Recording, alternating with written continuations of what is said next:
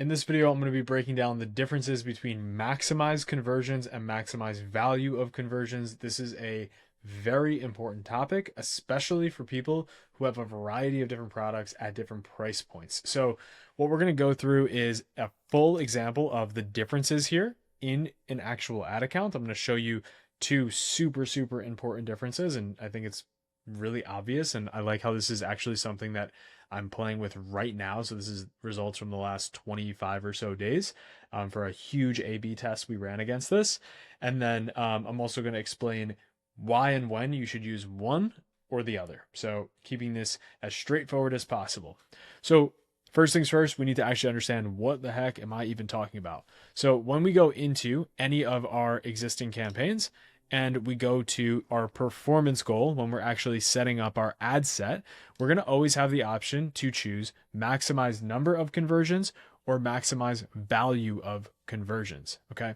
If you choose maximize number of conversions, Facebook is focused on just driving as many conversions as possible. They do not care the value. They don't care about the revenue of those conversions. Meaning, if you sell something for $5 and something for $1,000, they don't care. It's equal by Facebook standard if they sell the $5,000 item or the $1,000 item.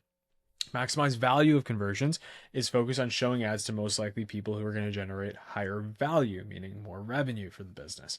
Now, everyone probably sees this and they say, oh man, I got to go value of conversions. Of course, I got to go value of conversions. The problem comes into play is that Facebook is much better at driving the number of conversions than they are at value of conversions because it's just a simple formula on their side. If you think about Facebook's algorithm, their job is to look at every single element of every single page of every single product, etc.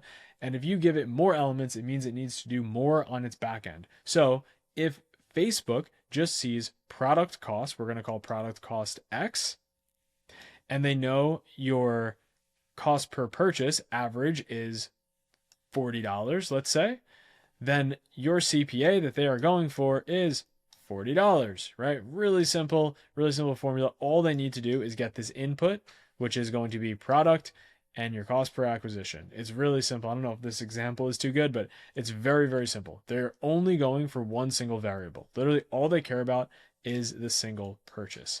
However, when you're going for a value play, or let me explain this a little bit better. All they're going for is a single purchase. So if you have a bunch of different ad units, let's say these are all the ad units, it's just trying to find the best route to this single purchase. But now, if Facebook is going for value, now there's another variable, right? So there's an X and a Y. So now Facebook has all these ad units right here. They have ad number 1, ad number 2, ad number 3, ad number 4. It not only needs to look at the purchase, but then it also needs to look at the value of that purchase. So then these ad units might work to drive the purchase, but this ad unit actually drives the purchase and the high value. So there's another play involved, basically. There's another variable involved that makes it a little bit harder. So if you have less signals, you're always better off with maximized number of conversions. And if, this is very important, if all of your products are basically the same price and you don't have massive differences in average order value, then generally speaking, maximize number of conversions is better for you. That said, I'm going to show you an example where maximize value of conversions is significantly better for a brand that we've been testing. So in this case right here, underneath all my drafts are two campaigns that we are testing very rigorously for this. And these are both doing the exact thing that they're supposed to be doing. These are all incremental attribution. So this is going to be around 95% new customer attribution. We're not counting 7-day click. We're not counting any view through. This is pure incremental. It's the worst attribution model possible. So this is as aggressive or as conservative as we can possibly get. Okay. Both of these campaigns spent $28,000. The bottom campaign is a maximize conversions campaign.